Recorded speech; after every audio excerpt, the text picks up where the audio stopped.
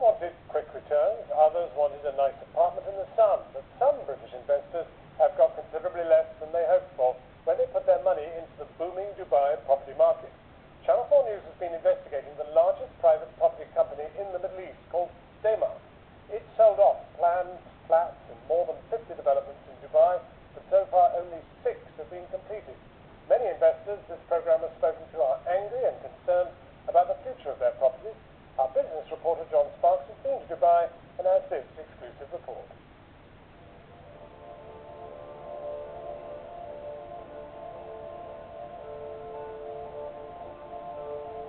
Rising from the dunes, a glistening shrine, a new world capital in the heart of the Middle East.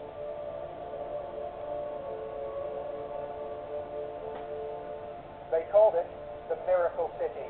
Its explosive growth powered by one thing alone: property. Developing it, buying it, flipping it, a feeding frenzy. It was a frenzy which attracted speculators looking for quick returns, and some people just wanting a place to live. A frenzy that's ended dramatically, with house prices dropping by at least a third in the last year. A towering player in this extraordinary scene is Dammam, the largest private property developer in the Middle East. It's launched more than 50 developments in the city. That's why I prefer Dammam properties. With glossy ad campaigns like this, their off-plan developments sold out in hours. Fueled by the boom, some made a fortune. For others, the story is different. The bit that really gets me is that I don't know how these people think they can get away with it. Customers we've spoken to are angry and out of pocket.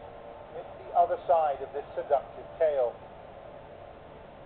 Channel 4 News has been to Dubai, and we've also been talking to a number of their many British customers back at home.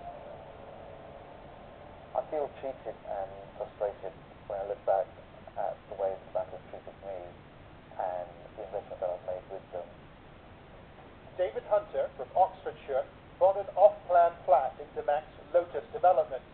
February 2007, he started paying the instalment and has now handed over £60,000 to Dammam. I wanted an apartment that can be easily rented out or I could live in, for 6 months of the year.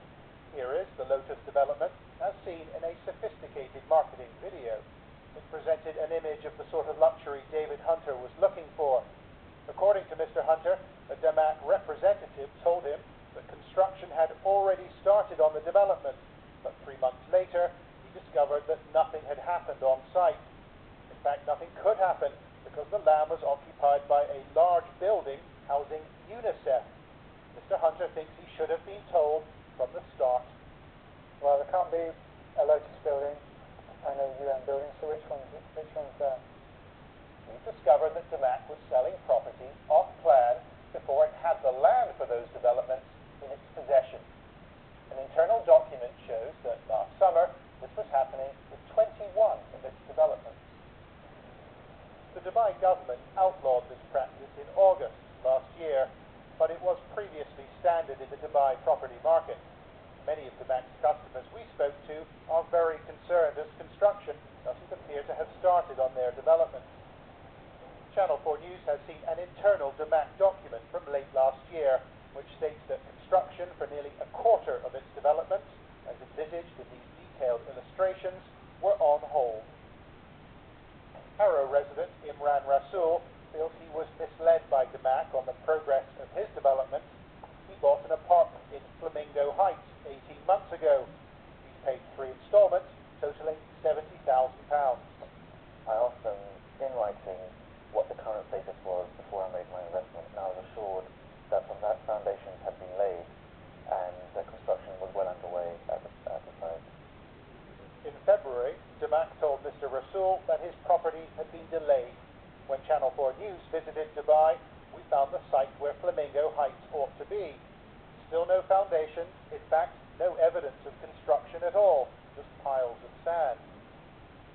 We took Mr. Rasool's complaint to a leading Dubai property lawyer. In her opinion, she believes that he could have a claim under Dubai law. Well, that sounds like a misrepresentation. If statements were made to the effect that the foundation had been laid, but in fact the foundation hadn't been laid, and the investor in this instance actually relied on those representations and made further payments relying on those statements, that would be misrepresentation. Imran Rasool wasn't the only unhappy customer. The man fielding calls from irate investors was Eric Pekarsky, the former vice president of customer relations at DMAC. He told us he had little information to pass on to customers about their development other than progress is ongoing. Progress is ongoing. The development is ongoing, construction is ongoing, and that was what we needed to pass on to our clients. And they just continue to scream and yell at you, as they should, because they've been put off by DMAC for months and months and months. Ross Jones was a sales rep for DMAC in Dubai during the same period. He says a similar line was given to buyers.